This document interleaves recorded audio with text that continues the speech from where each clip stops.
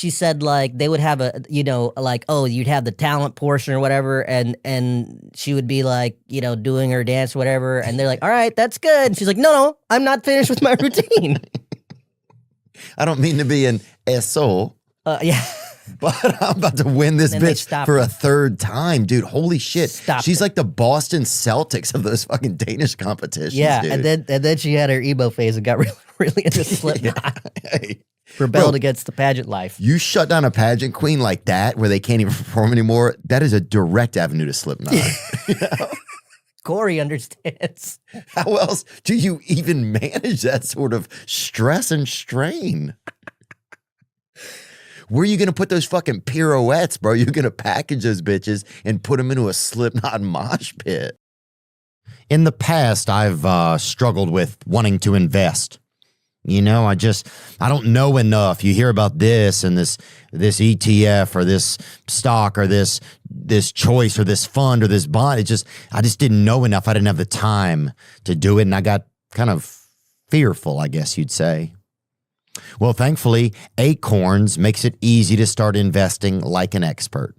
Even if you're an expert at something else other than investing. That's right. You don't need to be a finance whiz. Acorns puts your money into an expert-built portfolio to make sure you're investing wisely, not wildly. I even got my niece and nephew set up with this so they can learn how to grow their money with Acorns. If I needed this is what I would use. Right now, you can sign up and join the over 14 million all-time customers who have already saved and invested over $25 billion with Acorns. Plus, Acorns will boost your new account with a $20 bonus investment. Offer available at acorns.com/THEO. That's ACORNS.com/Theo to get your $20 bonus investment today. Paid non-client endorsement. Compensation provides incentives to positively promote Acorns. Tier 2 compensation provided. Investing involves risk. Acorns Advisors, LLC, an SEC-registered investment advisor. View important disclosures at acorns.com/Theo. I didn't think we'd get into Little Miss Denmark. My wife's going to be thrilled. Oh, that's awesome. I'm glad that you found love out there, man. Did you, were you good with the ladies growing up? What was your energy like? I grew up in, it's weird because I grew up in South Carolina. I remember every school like in the South kind of had an Indian guy. Was it like that at your school or was there a big Indian group? Well, there's two versions of this. Okay. There's like, if you're in like Atlanta or something, there's like the Indian crew and they hang out. Mm-hmm. And then there's what I grew up with, which is like just me. And when I was little, I kind of forget this sometimes. In like first and second grade, there was this Thai girl and her name was Tisha, which doesn't make sense. That doesn't really sound like a Thai name, but her name was Tisha. But they left. Kind of a black tie affair. It sounds like a black tie. It sounds like a black tie affair. She was Thai. And but they left, and then it was just me as Indian, and it's in the 80s. And, it's so interesting to look back. I was thinking about this, and I had a conversation with my mom a while ago that really, blew me away. So first off,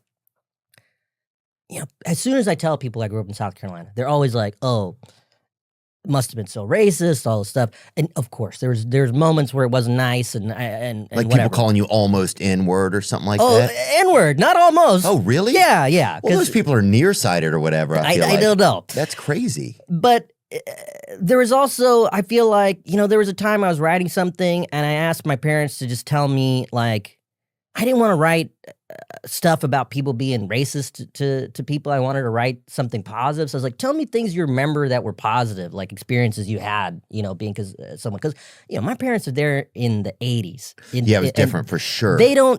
People there didn't even know what Indian people were. They didn't see them in the culture. They didn't see nothing. Yeah, they didn't understand. It looks like a black person that they didn't finish the job on or whatever. Kind of, no judgment. Let's just make sure that quote is attributed to you. Yeah, for sure, dude. But I think it's like, Because sometimes you do see that Indian dude, you're like, is this a black dude or an Indian dude? But we're joking, but it is what people were saying. They had never seen Indian people before. Yes, and they were not in the media or anything. And so my experience, I'm talking about the positive stuff. First off, I skipped first and second grade. I did first and second grade in 1 year. So people were like, oh my God, this genius little brown boy. Yeah. And so I was like, I was in a small school. There was like 30 kids in my class. There's 8,000 people that live in my town.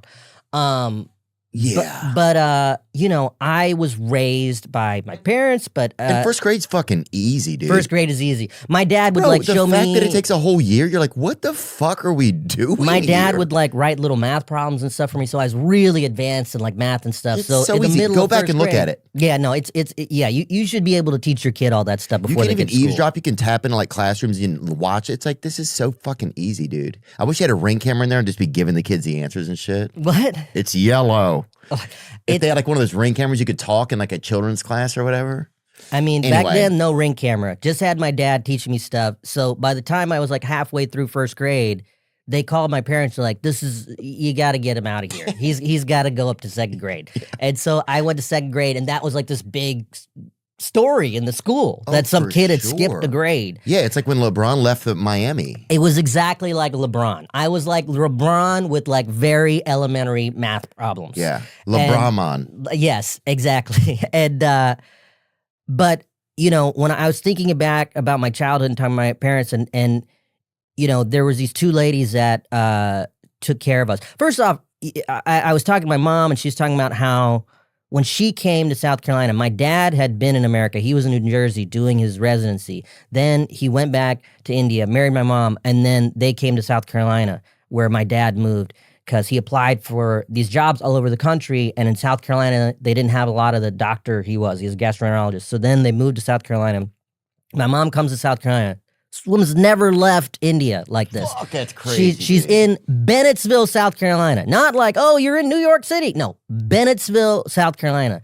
And my dad brings her home, and then he has to go to work. And I asked my mom, I was like, what was that day like? And she was like, and I put this in my show. She said, I just sat on the couch and I cried. And I was like, oh my God, it's so dark. It's so much braver than I could be, I mean, there's no FaceTime, nothing, none of that. You're really alone. It was hard to cable television. Yeah, but I'm talking about to have a connection with your family or anything. There's no way to communicate. Right. You're just praying and lighting candles and putting those oranges in that little thing. There's no, even making a long distance call was a different thing back then. Yeah, it was $11. Yeah, it was not the way it is now, where you could, so she was really alone, but she used to go and do laundry all the time to just be around other people. Yeah. And there was some lady there, an older white lady, that recognized that, saw her with me.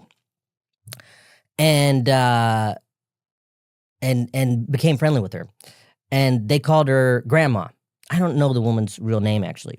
And I called her Grandma, and she would take care of me and kind of looked out for our family.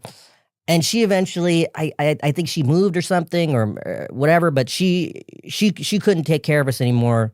And this woman, who we called Nana, is what her grandkids called her.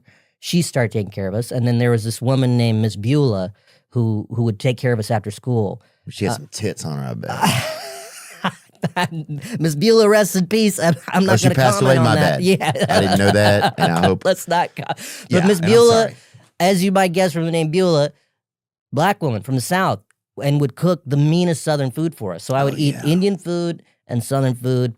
And so Nana and Miss Beulah are part of my life. And, I had a sister that passed away, and she was a few years younger than me, and she had a very rare. She had something called Hurler syndrome. It's a super rare liver disease. Sorry, it's obviously a little heavy for me, but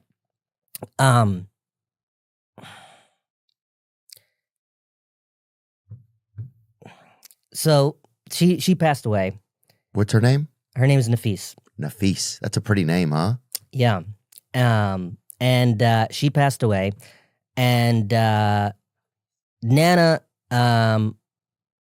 passed away a few years ago when I was in college. It was a while ago now. And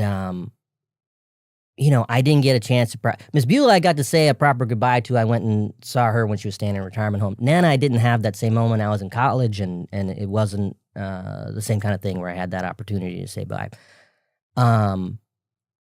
But my mom had told me that she went to go see, visit my sister at the cemetery, and we're